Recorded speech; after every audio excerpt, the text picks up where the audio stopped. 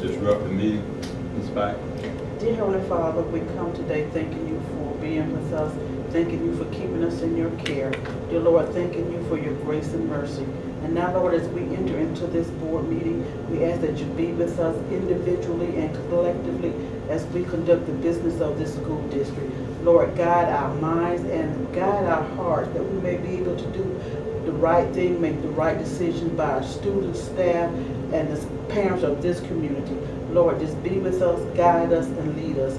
We need your support, we need your help. And Lord, as we enter into this new school year, empower and grace our staff to be able to do what they're needed to do for our students. Lord, empower and grace our parents to be partners in this school district, that they will be able to help us help their children also, Lord Jesus. We just need everybody in this community to come together as one as we train up these children to be productive citizens. We know, Lord, we cannot do it without your guidance and your direction. So let your Holy Spirit guide us through every step of this upcoming school year. These blessings we ask in Jesus' name. Amen. Amen. Pledge of allegiance.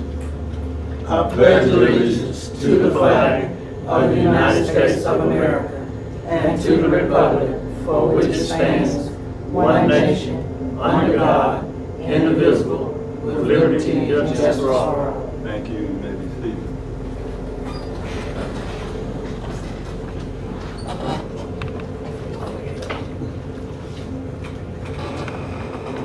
The League of Macon County School System to provide a quality education for all the students, ensuring that they will become productive, lifelong learners. Macon County School System, in pursuit of this vision, will provide an appropriate and quality curriculum that is supportive of learning environment so that all students will have the necessary knowledge and skills to improve their quality of life. Thank you, Mr. Blue, and thank you, Ms. Spike. We have before us the agenda that was sent out earlier. There's no revision, so I would like to, at this time, ask for a motion that we approve the agenda that's before us. So moved. Second. It's been moved by Mr. Ballou and second by Ms. Spike that we approve the agenda that's before us. Are you ready for the question? All in favor of the agenda before it's being approved, let it be known by aye. Aye. Opposes? So the agenda is approved. Now we have information agenda.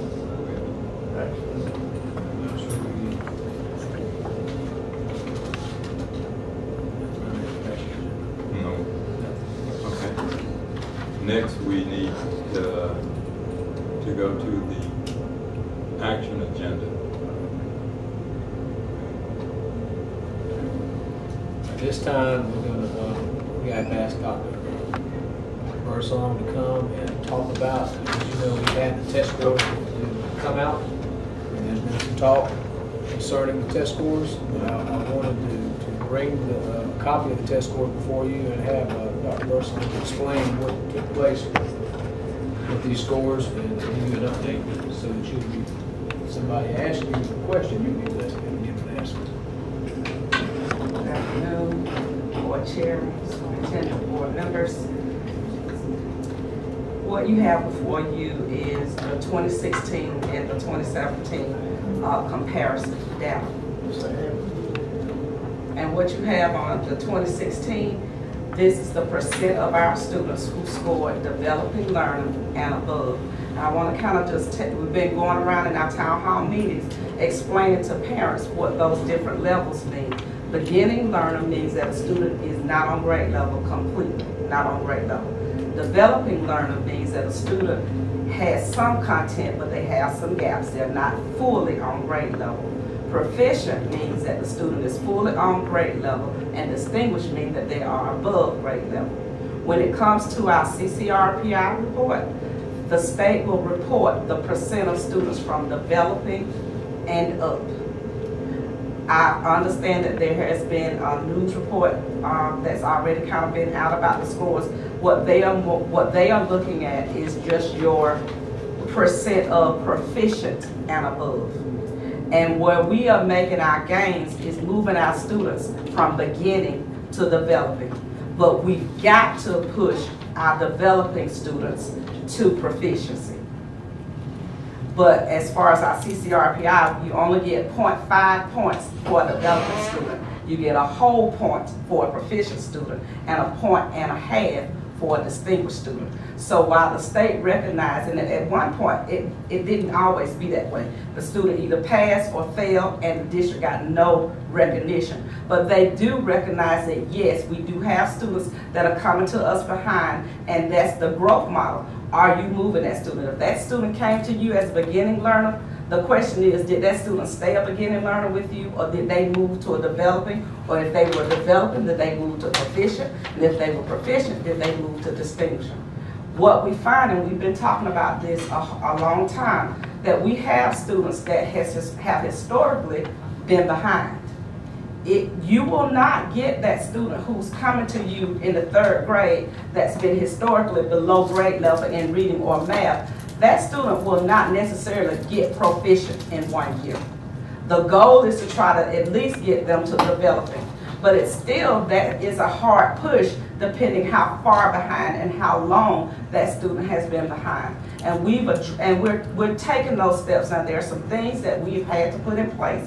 One of the things is our response to intervention. What are we doing when we find that that student is struggling? So we're overhauling that whole program. I am grateful that the board has hired someone to support that work, or reassign those duties to support that work. We are aligning all of our efforts on putting in things in place such as universal screeners so that we can find out early when kids are struggling, and we are putting those things in place. That's why we have LLI, and we started LLI last year and we saw great gains with it, but I want you to understand that was only for 3 months. We saw those kind of gains from January to April. So imagine if we get to implement LLI from August to April. In addition to that, we will just be implementing benchmark in the fall fully. The only thing we started with last school term, because we didn't order it till the middle of the year. So I want you to understand, when we start talking about the things that we're putting in place, you won't start seeing any evidence of that till next school term. But what we had to do was look at where we were and what was going to be the best fit for our students for where they are.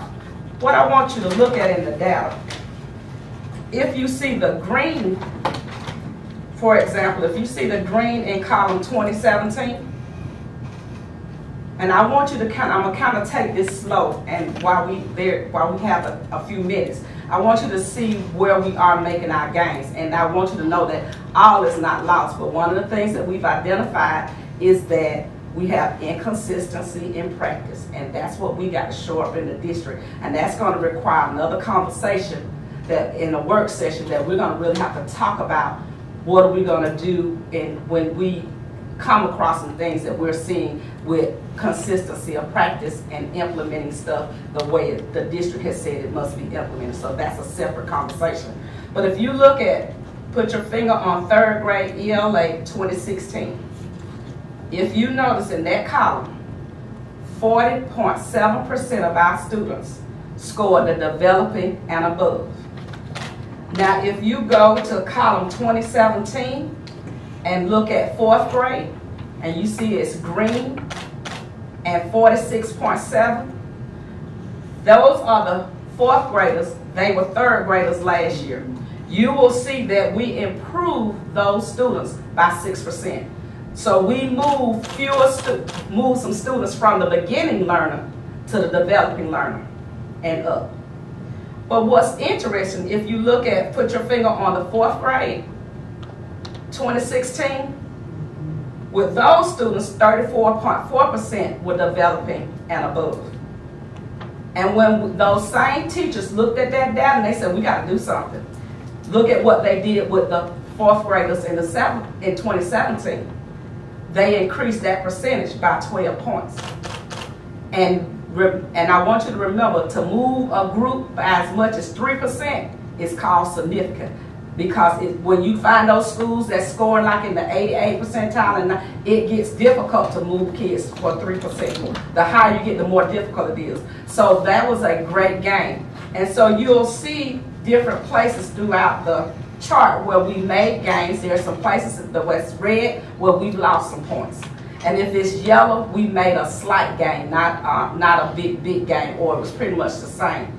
When the news release, a lot of places, there are a lot of things in the state data looks similar, but they lost a point, some things stayed the same, some things increased. What we still found with our county, when we compare ourselves to the state and the RESA, we're kind of the same with the state and the RESA with the developing learners. Where we are behind the state and the RESA is with the proficient learners, getting our kids to proficiency. What is the yellow behind the red? If you like say 6th grade, go yellow 37.6 and with 14.2.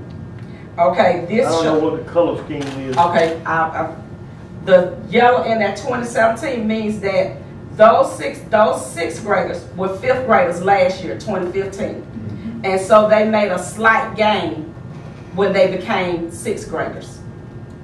That's what that yellow says. Yellow is just a slight. If they didn't have a 3 or 4 point gain, I call that a slight gain. It shows some improvement, but not a big deal improvement. So if you look at 2016 5th grade ELA, that was 36.8. Those same students in 2017 are now 6th graders. They had 37.6. So you improved that by a little less than 1%. But Dr. Birdsong, the 2016 6th grade ELA, in the gain loss column, you had a 14.2. That's when I'm looking at the 2 years, just looking at 5th graders to 5th graders. But going up, when you look at the 16, I'm looking at, you have to look at, this is how the state look at the data. This is how they're going to tell whether or not you got growth. You can't just look at, when you look at the 5th graders that was in 2016 versus the 5th graders in 2017, that's 2 5th grade groups. Okay. You can compare that data to find, that data will tell you how well your 5th grade teachers are teaching the curriculum to any 5th grader that come in there. But when you look back and say, okay, these students were 4th graders last year, and they're now 6th grade, 5th graders now this year, you're also looking at if that teacher or that group of teachers got a bunch of kids that was way behind, did they move them up in it? And so that's where you see on your CCRPI, you see that progress. That's where that information come from. And so that data will look different because you could get a group, because groups are different. You could get a group and you could have 60% of them below level. You think about that. If I'm a 6th grade teacher and 60% of those 5th graders that come to me in the beginning of the year are below level, that's a big mountain to try to get over, to get them to developing and proficiency. And that's where we have to look at. So it gives us a way to look at not just what we're doing across the grade, it helps you to look at what the teachers are doing individually as well. If I get 5th grade 2016 ELA, which is 36.8, and I add gain 14, which is negative, which is 14.2 in the red for lost. Those are the two, that's looking at 5th grade to 5th grade. Right. Right. So if I come down to 6th grade ELA, which will give me 51.8, where do I get if I do the 14.2 and the 5th to 6.8? The 14.2 is showing, that's the difference between 51.8 and 37.6. So that's where you get that negative point. Together. Huh? No. 36 and 14, that'd be So you got a 42. 2 out there, a 0.2, and you got a 0.8 for 51 point. Well, Right, it's so close. yeah. I don't know how you round it up. And I started to just do these in separate charts and take the color. Okay, if you want to look at, we're just going to look at the gains and loss. The gains and loss columns is between 16 and 17. Okay? Okay. So I'm saying if you look at 3rd grade ELA, 16, those third graders had a 40.7 rate. In 2017, that's a whole new group now, Right. they had a 45.5. But we also found, and I've been talking to other districts, they're finding this for the elementary particularly, they're finding that they're moving the cohort. The state track cohort, that's the group of kids who started, you know, 3rd grade. They track how they scored in 3rd grade. They track how these same kids scored in 4th grade, how these same kids scored in 5th grade, how they scored in 6th grade, how they score in 7th, how they score in 8th, and then that impacts your high school. That's why I keep saying we gotta start with K1 and 2. Because if they coming up in the 3rd grade and not getting it, that pattern. So what you're finding with the high school scores struggling, these are kids that have been coming up from 3rd all the way through middle school that are struggling. So that's why you have to track that data from children, group of children to group of children. You can't just look at each one of those apples and oranges sometimes, but you need to know if I had a group of 3rd graders that was off task, that was beginning learners in 2016, and I had about 60% of them on that beginning learner, think about what's going to happen to me, the 4th grade teacher, when I get those babies. Because I got to teach them 4th grade content, but guess what? They don't have 3rd grade. That's what I can't understand, how they get into the 4th grade. If they ain't got 3rd grade, when I was going to school, you didn't go to 4th grade. Well, let me say this. That's what I'm, Okay, I get you.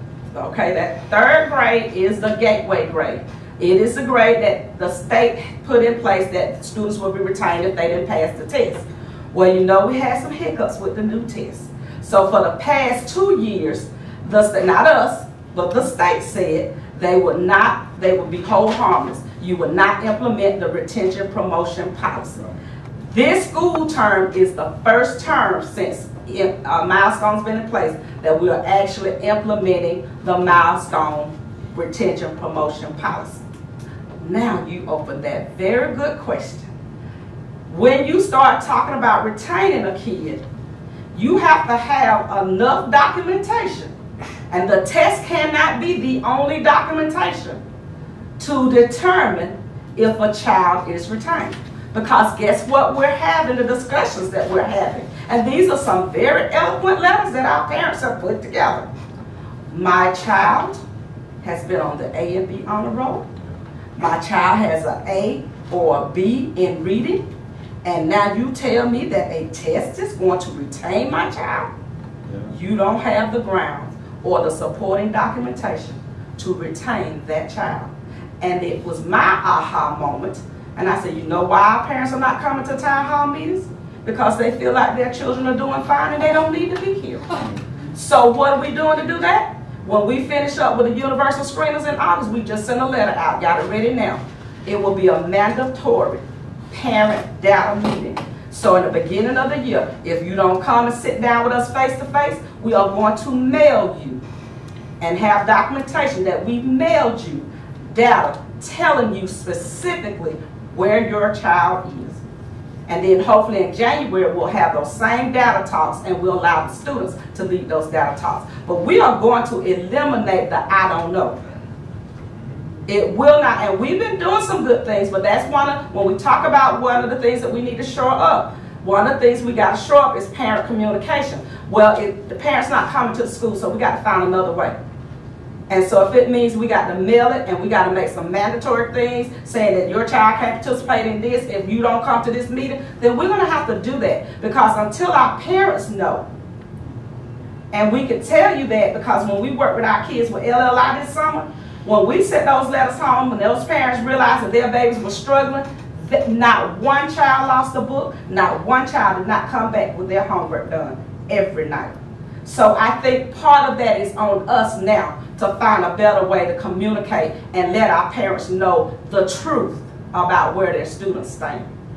So that's a conversation that's going to have to be more detailed in a work session, because there's got to be some things put in place. So that is some of that I know you're going to hear from parents. And so I'm just trying to give you the tools to kind of have that discussion, to be able, if you have to have that discussion. When you mail that letter though, we don't know you mail that letter. And then that's when they hit us in the street, is what I'm saying. Stuff like that, when it gets mailed, we don't never know it. And we walk in the grocery store, you know, they nail you to the wall, like, where in the world is this coming from? I don't know, I ain't heard nothing about it. Well, I will make a point, because I do a lot of mailing. I understand, that's what I'm saying, yeah, I wouldn't mind getting a copy, well, at least I know what they're talking about. Okay, and I can do that. Myself. I can do that and put, you know, a blank, we don't have to put the children's name on it. We I mean, can I send just- a blank idea letter what's saying going out. this letter, because we've sent a lot of letters. I mean, we even had parents say they didn't know their child had to take a test in 3rd grade. And I know we've sent about 6, I know, and I can say I know 4 letters came from my desk. And I know 3 or 4 came from the principal's desk. But, so we will definitely make sure that you all get that same letter that's been mailed. Well, at least, you know, like I said, well, didn't you get a letter, you know, with so and so and so and so about, you know, I mean, at least I have a little hint what's going on. And I think that will help, because I know parents are saying they didn't know, and that's not always the case. I think Mr. Felton and I spent about 30 minutes in a town hall meeting about a child saying, parents said the child didn't bring test scores, and guess what? They had it documented, and even parents showed up to the data meeting. So those are the kind of things we're going to have to put in place, and it's tracked in our new CNA. We have to document the percent of parents that participate in academic meetings about their children. No more just did they come to the Christmas program. Are you having real academic conversations with parents? And that is a piece that we've got to work on, because it's not happening. Oh, yeah. Well, I see a bunch of them, I ain't gonna tell you. And I think parents will get on our side. If a parent, no parent is not going to want to support their child, but if they know that their child is not on level, they gotta know it. Yes. If they don't know it, then they can't support them. Especially the month of graduation. That's the month they get really worried, that month. Right. But we've got to start having those conversations prior to graduation. Yeah, I know, but I mean, that's when they really will come in. I know the month of May is always a hard month for principals and district workers. So those are the kind of things that we want you to know, and wanted to kind of, you know, so that you'll know and be able to stand and have an answer. And these are the things that we are most definitely working on, and tools that we have put in place. Did I leave anything out, Ms. Lee? So, okay, thank you, Dr. Bertrand. You know, but we've gotten I concur with what you were saying. A lot of the parents, especially the 3rd graders, they were saying, just as you stated, I didn't know anything about my child having to pass or test. And thank God that you mentioned, what, 2 years, I mean, there was no... It wasn't. There was no well, you really got a free ride. You did. I won't say a free ride. You did. We couldn't do any retention promotion. And that's something that we're gonna do this year, is make sure that we're communicating this year that. But we started in the fall. Now I can give you every letter that we sent out. We started in the fall of last school term. We started even with the town hall meetings, and we sent letters out. And we sent another set out in January, and we specifically spelled out the retention promotion for 3rd, 5th, and 8th. Yeah. So we did do that, but it was still, the parents still say that they didn't get it. But I tell you another thing, when you're having those conversations, tell parents to be honest with us about where they live. Yeah. Because we got about, no, I'm being very honest. Yeah. We got about over half of those letters Come back. back. Yeah. Well, that's just like Right. phone numbers, Yeah. change every day. I deal with it. Okay. Thank you, Dr. Bertrand. Thank you. Okay. We don't have anything until we get down to FYI. And some of y'all, I mean, everybody went to GSBA. This group was at GSBA. And I have talked with this group, and they're actually coming in August to do a presentation to us about us bringing these canines to come in. Oh, yeah, familiar with it, dog. Right. That's a neat program. Yep. And we're gonna do that, but we're exploring that, and they're gonna come and present to us. Y'all know you know, just by the tribunal things that we've been going through, that we've had a huge problem in this area. So we need something that we can do to help combat that. And I think this will be another tool that we can use to help us. It'd be great if we don't tell nobody when it's coming. Well, that's the whole idea of it. Yes, sir. That's what it said. Yes, sir. Yes, sir. So anyway, y'all got Not the even us. information. I think I gave y'all copies of the and the handouts and everything in there. And she's going, like the lady who actually owns the company is coming to give a presentation to us in August meeting. You said August, right? In August meeting, yes, sir. But anyway, you got some information that y'all can be reading on and just kind of digest it. Because you got several schools there that have given some, how it's impacted their school system, how positive impact it's had. So I think it would be good for our school to do this ahead of time. I'm going to ask ahead of time, but I'm going to have to ask that we invite this. She's going to tell us what she's going to do, but you already know what she's about, and I'm going to ask that we go ahead and move forward on that when she comes. Okay. I don't have anything. Just to be FYI, also, we have back to school bash Saturday, 9 to 12 in the high school cafeteria. Yeah. I'll be Someone out of sent that out town. to us, yeah. Boy, I hate that. I think the Powell sent it out, someone sent it out. Yeah, well, I forwarded, Okay. she did the flyer Yeah. for us, and I forwarded it to y'all, so y'all would have that. So everybody 9 should- to 12? 9 to 12 on Saturday. Okay. We'll I might- be working. I might can get a lift for it. Better be out there. I might can get a lift for it. I'll be there, Yeah. so Okay. we'll have coverage. Might A stop lot of by. district staff will be